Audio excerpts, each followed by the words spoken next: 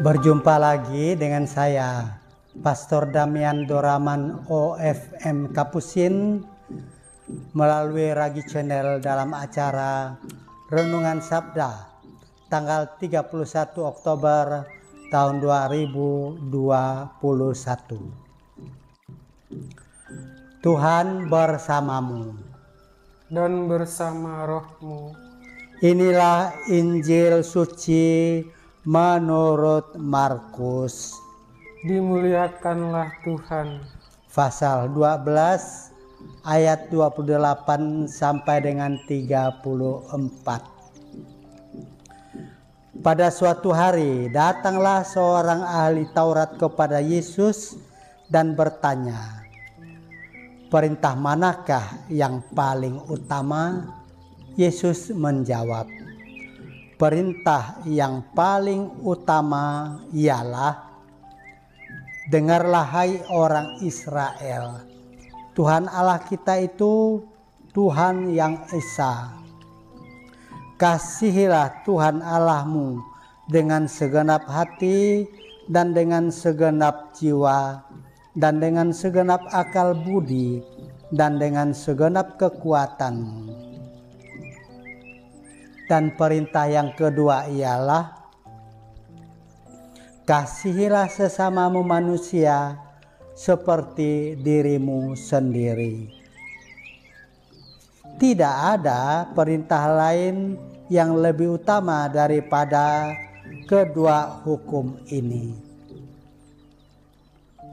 Lalu kata ahli Taurat itu kepada Yesus, "Guru, tepat sekali apa yang kau katakan itu, bahwa Allah itu esa dan tidak ada Allah lain kecuali Dia.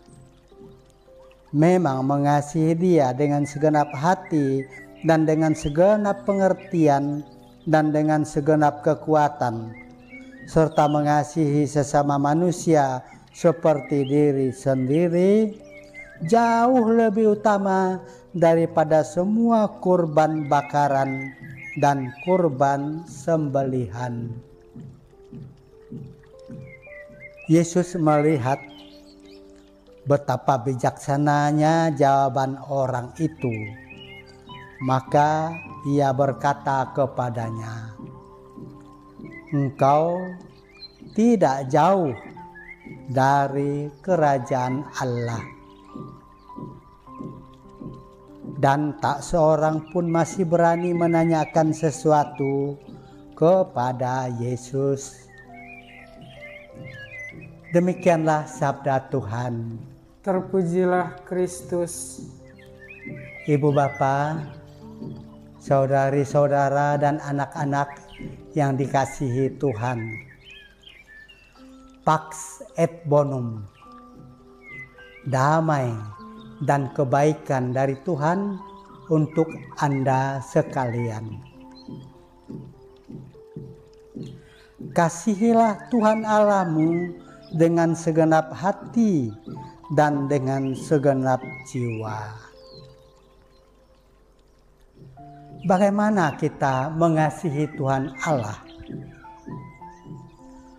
Pengalaman mengasihi berarti menaruh kasih kepada seseorang, mencintainya dan menyayangi dia. Nah, manusia ciptaan Tuhan yang sesungguhnya tak berarti di hadapan Tuhan. Lalu bagaimana manusia itu dapat mengasihi Tuhan yang sesungguhnya tidak membutuhkan dikasihi dan kasih kita? Mengasihi Tuhan Allah dengan segenap hati, dengan segenap jiwa, dan dengan segenap kekuatan, secara sederhana terwujud dalam usaha melakukan apa yang Allah inginkan kita perbuat. Melaksanakan perintah-perintahnya dan melakukan apa yang dikehendakinya. Apakah ini mungkin? Oh, sangat mungkin. Bingung mulai dari mana? Mari kita berguru dari para pendahulu kita. Santo Fransiskus dari Assisi juga mengalami kebingungan bagaimana melaksanakan perintah Tuhan ini, mengasihi Tuhan dengan segenap jiwa raga. Karena itulah beliau selalu bertanya, Lord, what do you want me to do? Tuhan, apa yang Engkau inginkan aku perbuat? Masakan pertanyaan yang polos ini tidak dijawab oleh Tuhan. Dari kebiasaan selalu bertanya kepada Tuhan, Lord, what do you want me to do? Santo Fransiskus dari Assisi sampai kepada sebuah keputusan yang merupakan pengalaman imannya yang sangat berharga. Ia berseru, Deus meus et omnia. Allahku, milikku semuanya. Hanya Allah saja. Deus solus. Soli Deo. Hidup dari Allah dan untuk Allah saja. Apapun yang dilakukannya hanya untuk Allah saja. Soli Deo. Banyak orang,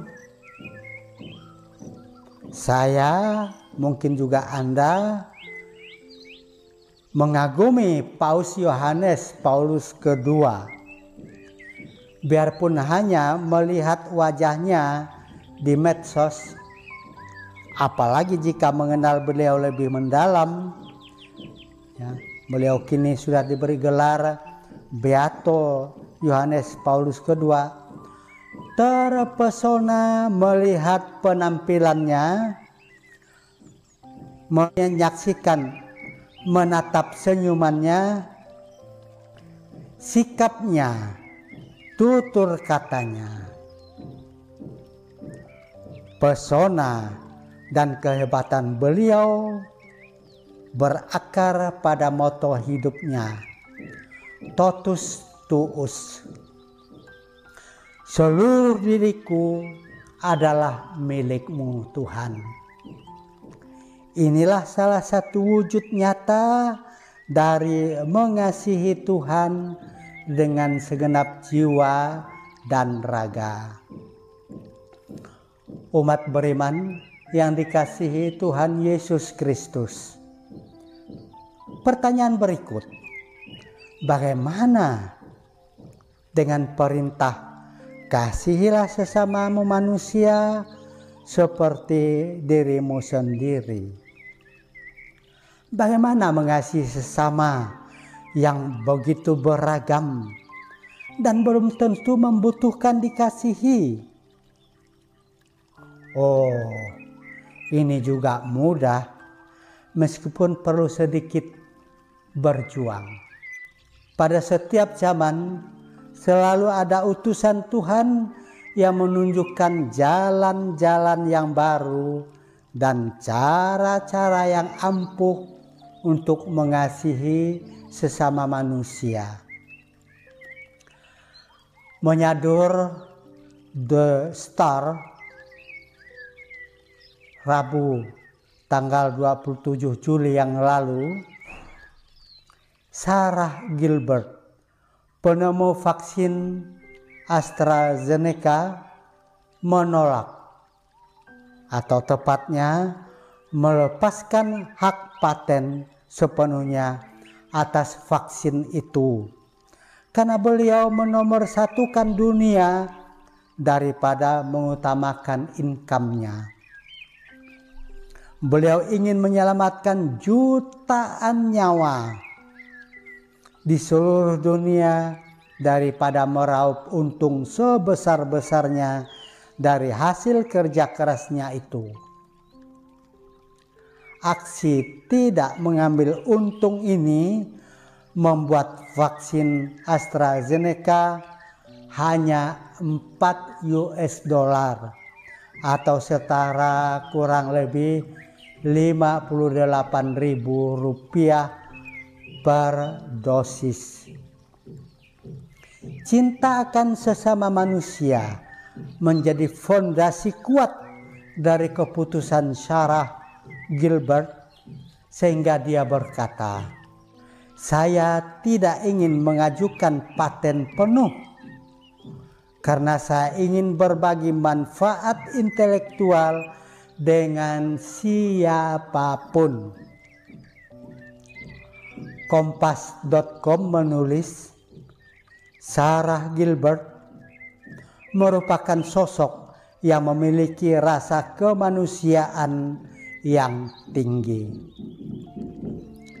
Inilah salah satu contoh unggul pelaksana perintah, kasihilah sesamamu manusia seperti dirimu sendiri.